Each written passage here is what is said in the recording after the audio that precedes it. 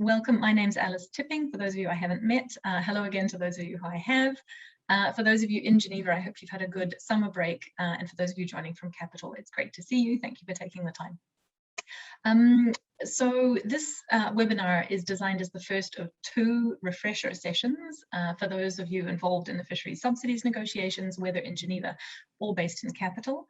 Many of you will be very familiar with the International Institute for Sustainable Development, where I work with my colleagues Tristan Erschlinger and Christophe Bellman. If you're not, we're a Canadian-based non-profit organisation, but we have an office in Geneva from which we do a lot of trade policy work, including work on the Fisheries Subsidies negotiations. So this is the first of two refresher sessions, and this one, as the name suggests, is going to focus on the current chair's text in the negotiation, so the one that was released at the very end of June. It's going to focus much more, I think, on the balances that the chair, we think, in his text tries to strike within different provisions. So tomorrow is going to build on the session today. It's going to review some of the material that we've done, and then it's going to look at some of the balances between the different provisions. So if you don't, while this webinar is going to be recorded, at least until the end of the presentations, not the Q&A, tomorrow's won't be recorded. So if you would like to be part of that conversation about overall balance, I do encourage you to join live if you possibly can. The registration link should still be open because you won't have the opportunity to see it again as you will this one. So what are we going to do in the next hour or so? I'm going to speak first. I'm going to give a short-ish presentation about what's in the chair's text and how we think he has tried to strike balances between obligations and exemptions. We're then going to hear from Dr. Yannick Rousseau from the University of Tasmania, who's a global expert on the measurement of fishing effort. And we've asked Yannick to provide some updated figures to us about the possible scale of different exceptions that are listed in the text to help us understand how much fishing effort they might involve. We hoped to have Deng Palomares from the University of British Columbia today, but unfortunately her travel schedule, as those of you who are trying to travel during COVID will understand, her travel schedule has become complicated. We won't have her today. But we have extracted from previous presentations she's done for us corresponding data that looks at capture. So we'll have Yannick live and some updated figures from Deng about the scale of different exceptions in terms of fishing capture. I'm going to give a quick summary once we've heard from Yannick about the data that we have, and then we'll have, I hope, a little bit of time for questions and answers and comments. So that's the next 60 minutes or so. Some caveats about the chair's text presentation. And the first, and I guess kind of an important point to make at the beginning, is that we as IISD are obviously not in the negotiating room. We sit outside it. So our reading of the text is informed by discussions that we have with delegates, but it very much reflects our own reading of the text as it stands. Other readings are possible, and I'd be interested to hear how you all read the text. An important point, we're focusing in this presentation just on the chair's text as it is. So we haven't captured the many other ideas and proposals for changes to that text that aren't captured in the text itself. So this is really designed to be a sort of a basic starting point for you all. Second point to make, nothing is agreed yet, right? So while I will be presenting and talking about the text as if kind of this is what the rule will be, this is not necessarily what the rules will be. None of what is in the text is firmly agreed. In theory, it is all in square brackets. Some areas are more stabilized, but there are many areas of disagreement still. Some of those are marked in square brackets in the text, but some of those are already in clean text. So please don't assume that everything that is outside the brackets is agreed, because it's not necessarily. So with that, maybe one last caveat to make, which is that I'm going to break one of the main rules of PowerPoint presentations in the next 20 minutes, which is that I'm going to put a lot of text on these slides.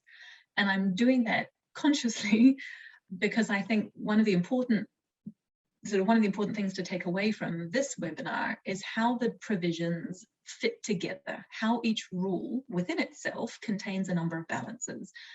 And I feel that to do that, having the various elements all on one page, so to speak, helps, rather than dividing them up into different bits and focusing on the language in this paragraph and the language in this paragraph. So forgive me if there's lots of text on the screen. I will try and kind of show it gradually, but that's the idea. It's a conscious choice to try and achieve that objective. So thank you for your patience in advance. So starting off, scope and definitions, important place to start because it helps us understand what we're actually talking about.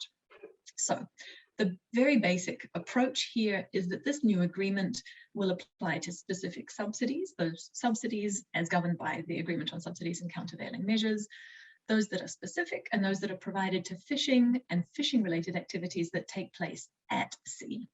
So that means that subsidies to aquaculture, to inland fishing in lakes and rivers, and subsidies to onshore activities like infrastructure and fisheries processing onshore are not covered. If you are processing fish at sea on a vessel, however, subsidies to that vessel and that process would be covered. An important point to make here, the text does contain a provision in Article 1.2 that would include non-specific fuel subsidies in the scope of the agreement. This is an important point. And you'll hear a lot of disagreement, I expect, about it in the coming weeks, because it's an important and contentious point. So some members argue that from an environmental and fairness perspective, a non-specific fuel subsidy, so one that's given across the economy, if it benefits fishers, it is just as damaging and just as worth disciplining as a subsidy that is specific to fishing. Other members argue that if we extend the scope of the rules to cover all fuel consumption subsidies that might benefit fishing, that could be problematic if it creates uncertainty around exactly what kinds of subsidies are captured by the rules. So there's a point there to listen for. And if you're wondering what we mean by fish or fishing-related activities, the definitions are contained there in Article 2 already. So that's a useful point of reference. So that's what we're talking about. The first big rule, and you'll have heard probably a lot about this already, is the idea of prohibiting subsidies to illegal, unreported, and unregulated fishing. So the basic idea here is that members should not provide subsidies to vessels or operators if a coastal state or a flag state member or a relevant regional fisheries management organisation makes an affirmative determination that a vessel was engaged in IUU fishing. And the list of who makes those determinations is more or less stable, but not agreed yet. And so what's interesting about this rule in the context of international law is that a WTO member's obligation not to subsidise is essentially triggered by a determination made by another member or an RFMO. So not surprisingly, the debate on this topic is centred around how automatically a member's IUU determination would trigger the subsidy prohibition. Now, the chair's text proposes balances both within and between the key provisions that define this automaticity, so to speak. So first, on the side of the trigger, that's the left-hand side. So coastal states' determinations in particular would trigger the prohibition of subsidising members' obligation on their own. So they would trigger this obligation without the need for confirmation or agreement by the subsidising member, but only if the determination is based on positive evidence and follows due process. Similarly, an RFMO determination would have to be made in accordance with its own rules and procedures. So that's the trigger side. On the other side, the subsidising member is, once the obligation is triggered, subject to an obligation to remove its subsidies, but it can decide how long the prohibition lasts, right? The one limit on that flexibility or that difference is that the prohibition should last or must last as long as the original sanction remains in place. So the text, at least on our reading, establishes a relatively automatic trigger of the subsidy prohibition, but with a safety of due process. While on the other side, the subsidising member is given significant control over the duration of the prohibition. But not all members are comfortable with the balances on either side of the slide, or with the balance in between the coastal and flag state and the subsidising member. And there's brackets in particular around the due process language that you'll see in Article 3.3. So some coastal states, at least as I understand it, feel that the idea of having a determination subject to a due process requirement is too intrusive, while others feel it's necessary if one member's determination triggers another member's subsidy prohibition. On the other side, some members feel that allowing the subsidising member to decide for itself how long the prohibition of subsidies lasts gives it too much leeway to enforce the rule very gently, while others would prefer the subsidising member to have even more control, to have full control over whether the determination triggers an obligation at all. So that's sort of the basic balance in the questions here. So 2 important footnotes to note. This rule doesn't require members to undertake investigations or to make determinations of IUU fishing. Also, the rule does not affect the validity of any IUU determination. It will always stand as a matter of domestic law. So that's sort of the basic outline. An important part of the balances struck in Article 3 is the addition of an S&DT, so special and differential treatment provision in Article 3.8. So here it is, it's a grace period. So under this provision, for 2 years after the agreement enters into force for a member, if a fishing vessel or operator engaged in low-income, resource-poor and livelihood fishing within 12 nautical miles of the shore, if that operator or vessel is subject to an IUU determination, the subsidising member, probably also the coastal state, is under an obligation to withdraw subsidies from that vessel immediately, but its compliance with that obligation can't be challenged. That's what's called a grace period under WTO law, and that's what's currently in the text as S&DT under IUU fishing. A quick word of context. Currently, and you can see this all online, if you look at the combined IUU vessel list, just to give a sense of how many vessels are currently listed, at least by RFMOs, there's around 177 fishing vessels on that list, and you can see it at the website there, iuuvessels.org. You can download it for yourself and see exactly what's being listed and what was listed and has come off. So that, I think, just gives you a quick sense of the scope of this obligation. So that's IUU, and I apologise, I'm moving quite quickly, but I'm happy to come back to questions. So Article 4, subsidies to overfished stocks. Slightly simpler. So this graph, and we'll start here in terms of context. Now, this is a graph many of you will have seen before. It's from the FAO's SOFIA report of 2020, and it shows, I think, 2 important things. Firstly, that the proportion of overfished stocks, so those that are fished beyond sustainable levels, is now around 34% of all assessed stocks. That's the orange bit at the top. The second point, of course, and you'll see this, is that that proportion has been gradually increasing since records began in about the mid-1970s. Since we started these negotiations, it's gone from about 25% to about 34%. Now, the disciplines under this agreement aren't going to cover all of that 34%. In fact, probably quite a lot less, because that 34% includes official national and RFMO decisions, but it also includes FAO estimates of stock status. But this discipline here that we're about to talk about next is triggered only by national and RFMO decisions. So, basic rule, subsidies for fishing related to overfished stocks are prohibited at a very broad level. But again, this is balanced, okay? So in the chair's text, that's the broad rule, but it's triggered only by national authorities and RFMOs. When a national authority, a coastal state, or an RFMO recognizes that a stock is overfished, based on the best scientific evidence available to it, that is when the overall prohibition is triggered. 2 further exemptions, though, or 2 further flexibilities, I should say. There are 2 sort of flexibilities currently built into the prohibition. And the first is that subsidies that actually help the stock to recover, so subsidies for more selective gear that avoid young fish getting caught in nets, for example, would continue to be allowed. And there may also be flexibility for other subsidies, in addition to those that promote the recovery of the stock, if there are measures implemented to promote the rebuilding of the stock.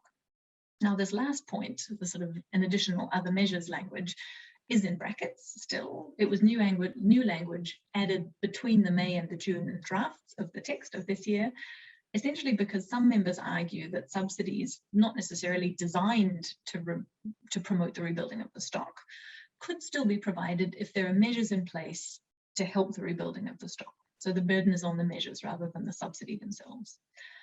Others disagree with this.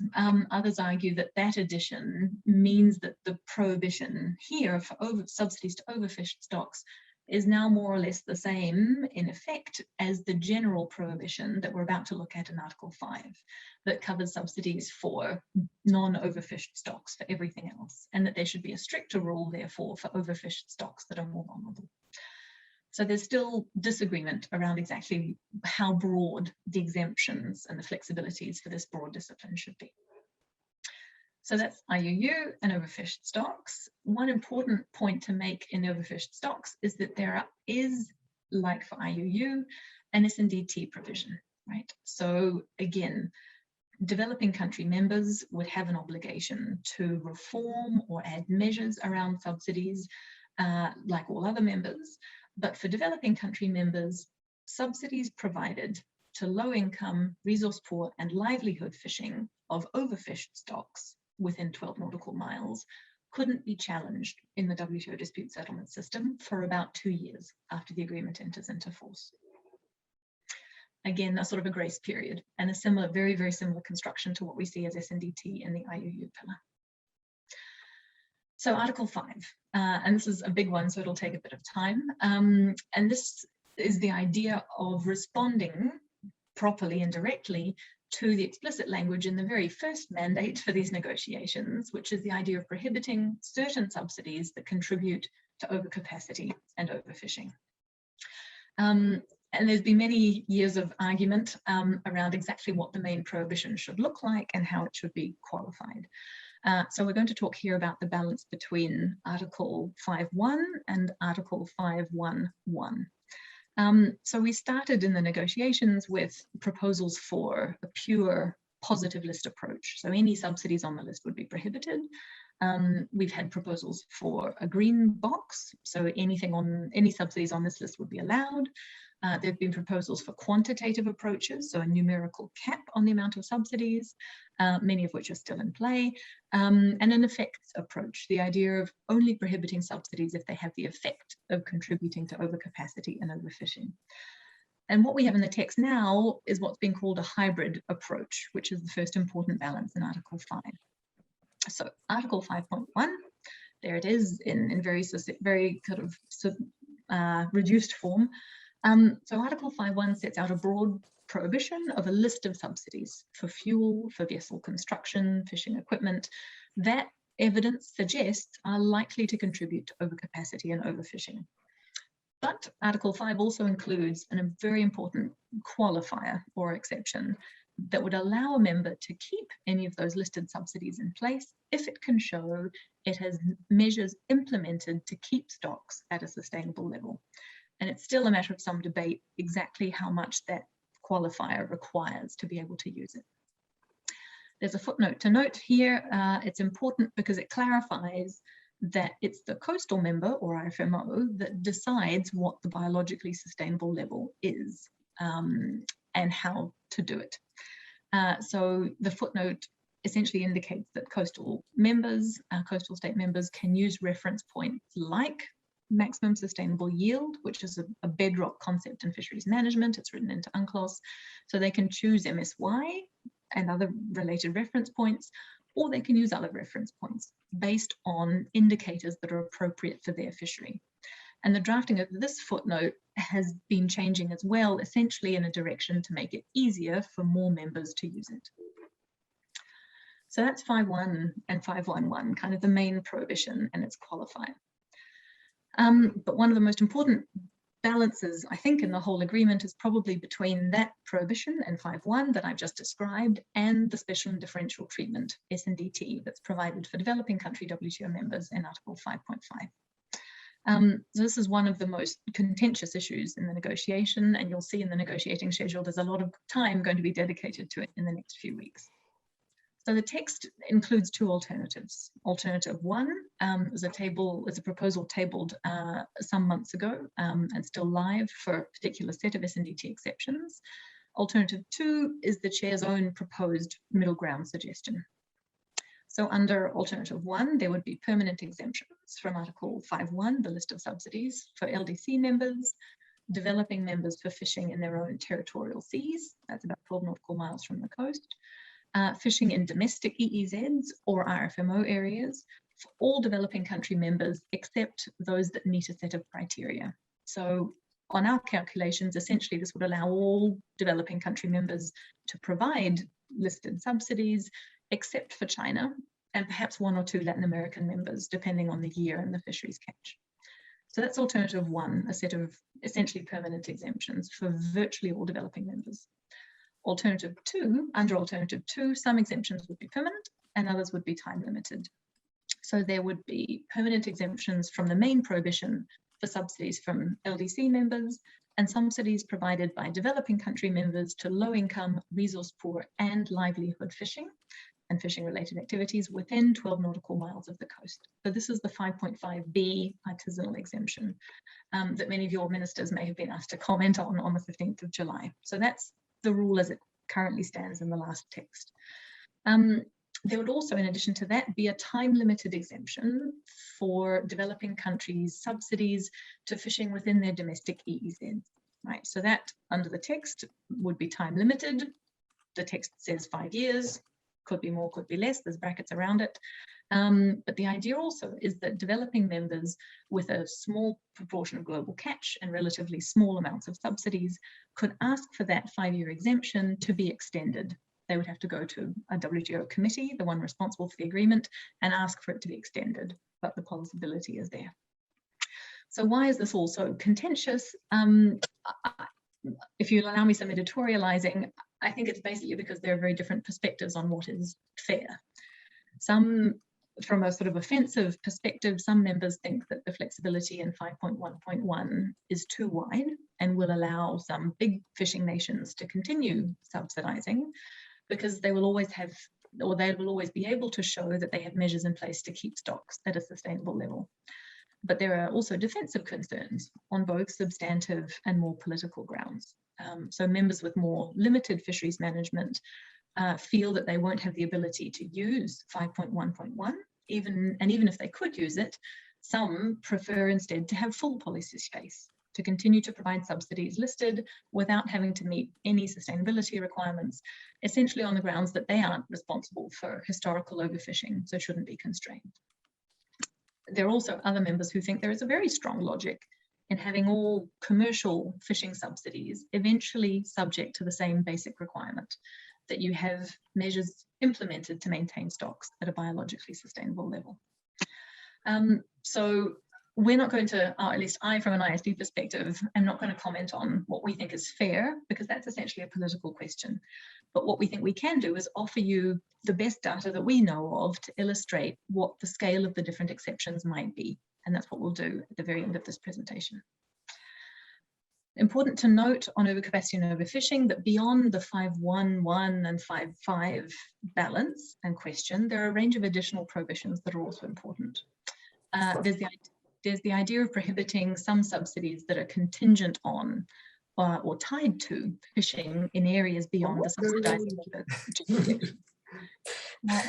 Keep yourselves on mute if you can as we go through, thank you. So one of the clearest examples of this sort of contingent on subsidy is a subsidy for subsidized access rights. So when a government buys access to foreign fishing grounds and passes those access rights onto its fleet without requiring the fleet to pay the full cost of that access. And in fact, there's a proposed exemption precisely for this kind of subsidy. So those could continue to be provided, again, if measures are implemented to keep stocks healthy, and that's an exemption that's in brackets for now.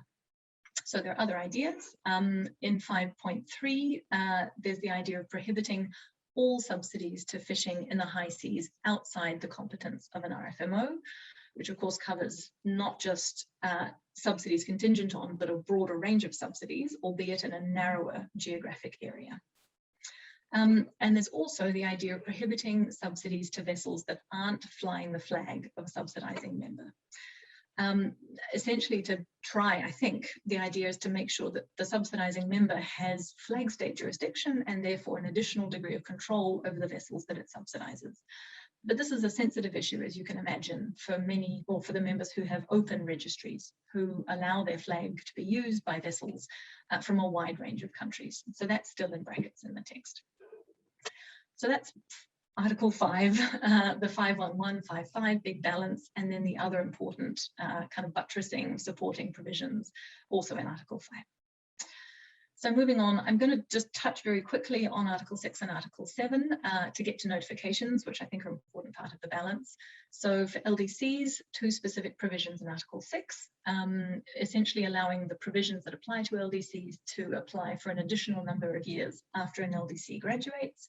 And also a provision that would require members to exercise due restraint in raising matters under this agreement with LDCs, conscious of their particular status.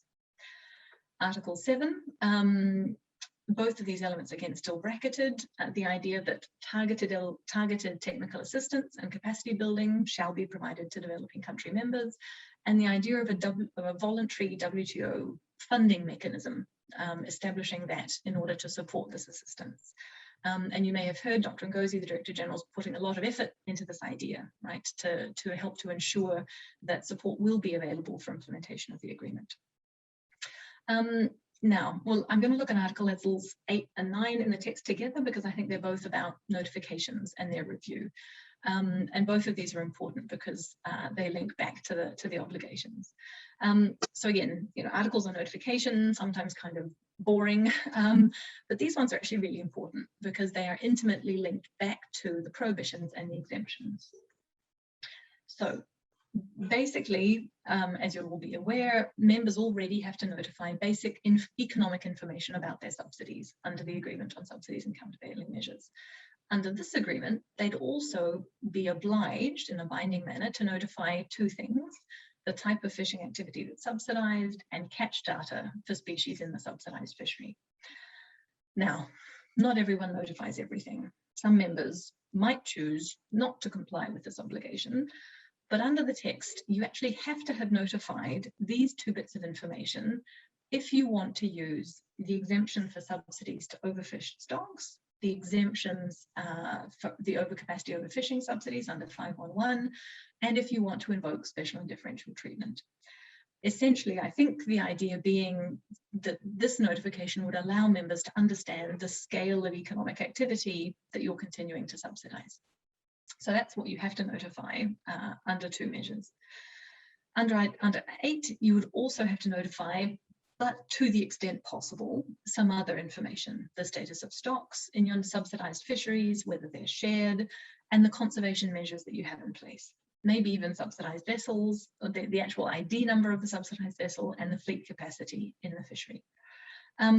So what's important to note here is that if you want to use any of the exemptions that rely on fisheries management, you must have notified the measures that you have in place and the status of the stocks in those fisheries, right?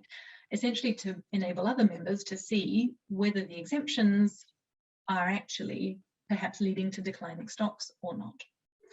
So those are two important points to note on notification and transparency. An additional point on SNDT, notification is not easy. It takes resources and commitment. So the SNDT here takes the form of a longer time frame.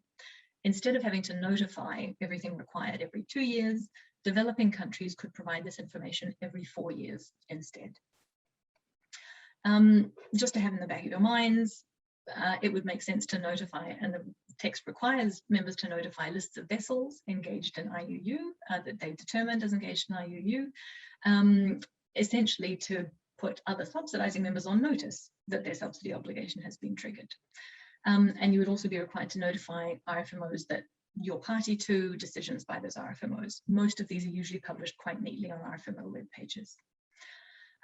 Institutional arrangements, and I'm conscious of time, 2 further notifications would be required on entry into force, the measures you've taken to implement, and what fisheries management you have in place.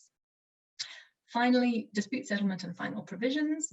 The basic rule, nothing in the WTO, the basic rule is the WTO DSU, as it's applied in the Agreement on Subsidies, applies also to this agreement. There's a savings provision for the rights of landlocked members, a provision that requires special care when you're subsidising unassessed stocks, and a further provision which I think is more of an exception to Article 5 that ended up here, but it allows members to provide subsidies for disaster relief, as long as those subsidies are time-bound and limited to the specific disaster. An important point here about Article 11.4, because this talks about territoriality, basically how disputes under this agreement are going to run if they touch on questions of disputed maritime jurisdiction. We can all think of examples. We all know how sensitive the issue can be. So there are two ideas here: a savings provision. Nothing under this instrument or any panel findings or recommendations have implications for territorial claims or disputed maritime boundaries. So a kind of a firewall around any WTO disputes, and a jurisdictional limit written into the text, right? So panels would not consider in WTO disputes brought under this agreement anything that requires them to make a decision or to address questions of contested maritime boundaries. So you could hear other claims brought in a dispute, but not any that touch on disputed waters. And that's an important, obviously kind of sensitive legal and political question to resolve.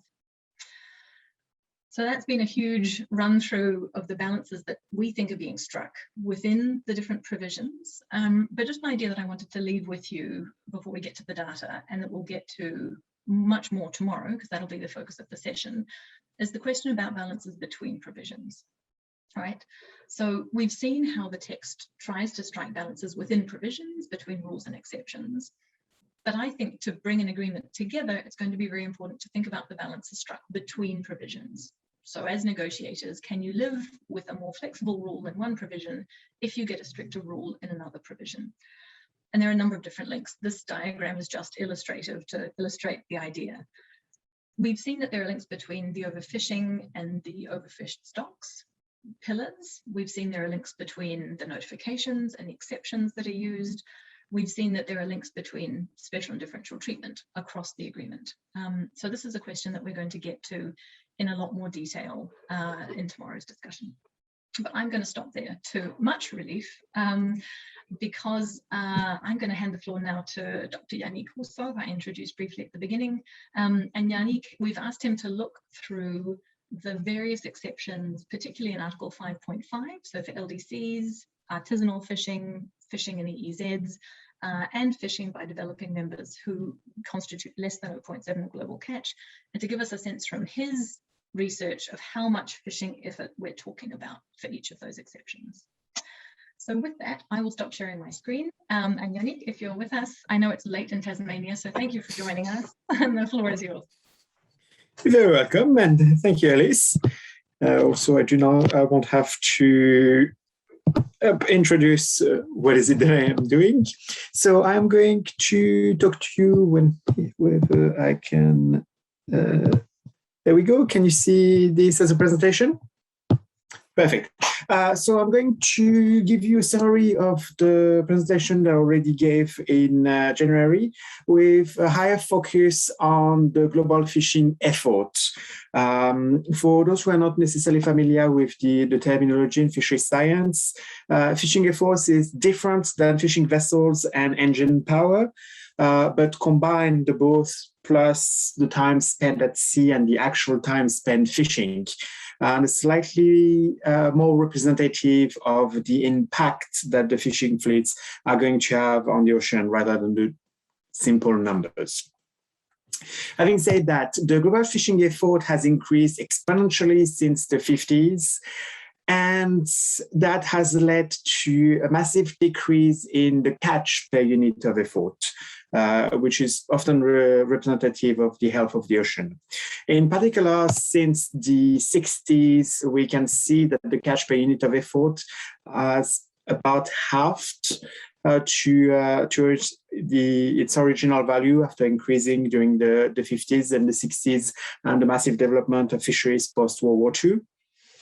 But that also does not take into account another aspect of the fishing effort, which is technological development not related to vessels. So that's going to be anything related to skills, knowledge, new GPS, anything related to positioning, anything which is not basically the vessel itself, the size of the vessels and engine power. If considering this aspect of the fishing effort, we get a new type of fishing effort called the effective fishing effort. And considering that the catch per unit of effort in blue here has decreased since the 60s by 80 to 90%. This effort, as I said before, has increased exponentially all over the globe, but here I'm going to focus to different aspects of the efforts, different disaggregation regionally or by sector, artisanal or not, to answer the different aspect of the exception of Article 5.5, I believe it was. And the very first that I want to present are going to be the effort by the fishing fleets of the least developed countries, which are members of the World Trade Organization. That's a mouthful. So they represent a relatively small portion of the world. So the least developed countries, members of the WTO, I might stop saying that afterwards, but it will always be members of the WTO, represent about 5% of the global fishing effort. And that's including the artisanal and industrial fleets. So any effort by least developing countries combined is about 5% of the global fishing effort.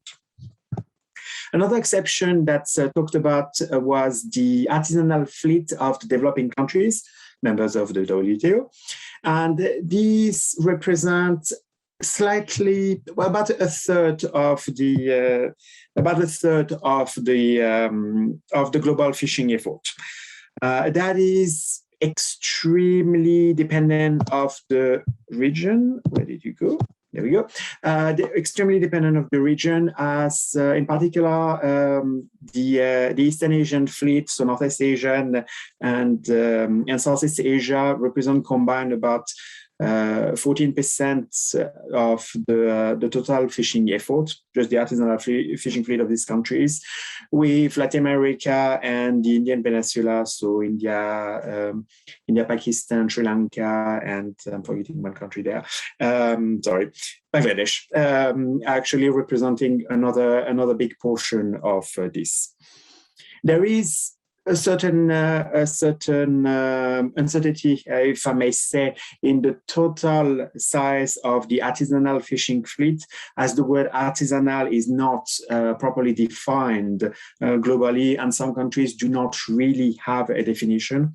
So altogether, it is considered that the artisanal fishing fleet of developing countries, WTO members, represents roughly a third to 45% of the global fishing effort. Now, another exception, which was all developing countries members of the WTO's fleet, fishing inside the EEZ. This, unlike the first one, is actually the lion's share of the fishing effort. About 2/3 of the fishing effort globally is actually done by developing countries, WTO members, inside the EEZ. Again, you can see that it is extremely dependent of the region, with Southeast Asia in particular representing quite a big share, Northeast Asia as well, and other regions as well being quite important. Another exception that, and I believe that was the last, yes, the last exception that would be considered here is the developing countries fishing fleet, which each individually represents less than 0.7% of the global catch as considered by the FAO. You would have been made aware of the definition. I talked about that before as well. And these countries represent about 16% of the global fishing effort. So about half of what were considered artisanal fishing by developing member in the second slide, and about a quarter of what was the developing countries fishing in their own EEZ.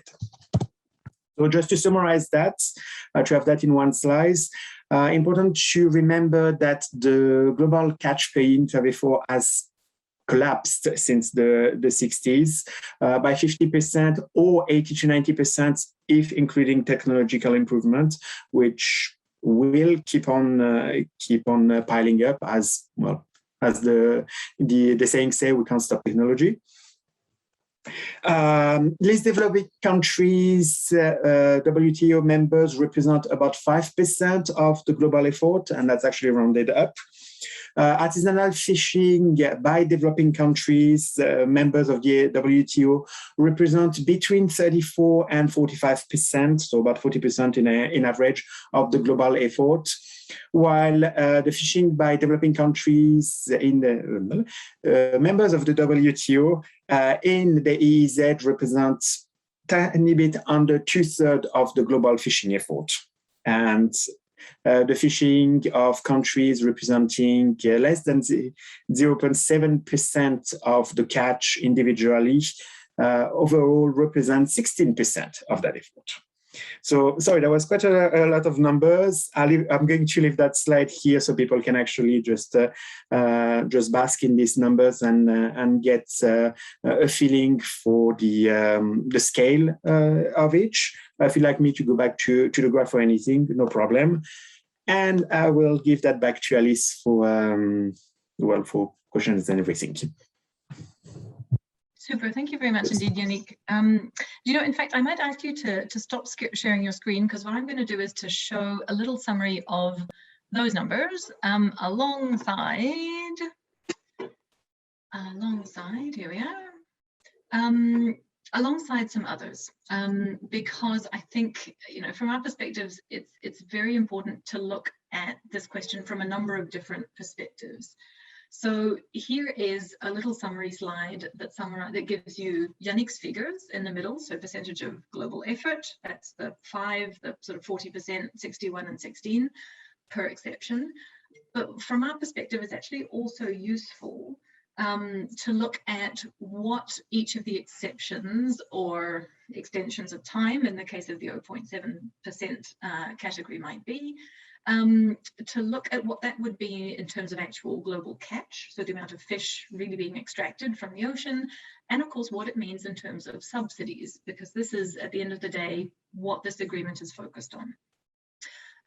So the data on catch comes from Deng Palomares from the University of British Columbia. She presented this back in January, with the exception of the 0.7% figure, which is our own calculation from FAO data. And the WTO subsidies, relevant subsidies figures come from Anna Schubauer, from again data that was presented back in January. So then looking across the lines for LDCs, yes, 5% of global effort, about 6%, a bit less than 7% of global catch, and 1.7% of the subsidies that would be covered by this agreement are provided by LDCs that are WTO members. For artisanal fishing, as Yannick said, about 40% of global effort. Again, difficult to work out how that would range in definitions, but we're looking at an average of about 40% of global effort, and 15% of global catch, assuming that all of that that includes artisanal fishing all the way out to the edge of the EEZ, right? If we look just at artisanal fishing within what the UBC considers inshore, so out to about 20 kilometers from the baseline, that's 10% of global catch. Why is it so much effort and so little catch? Yannick will be able to correct me if I get this wrong, but my understanding is that it's essentially because artisanal fishing is very effort intensive for not as much catch. Many more days, much more engine power used to catch proportionately less. So that's the difference. And again, artisanal fishing by developing country members, according to the UBC figures, accounts for about 5% of the subsidies that would be covered by this agreement.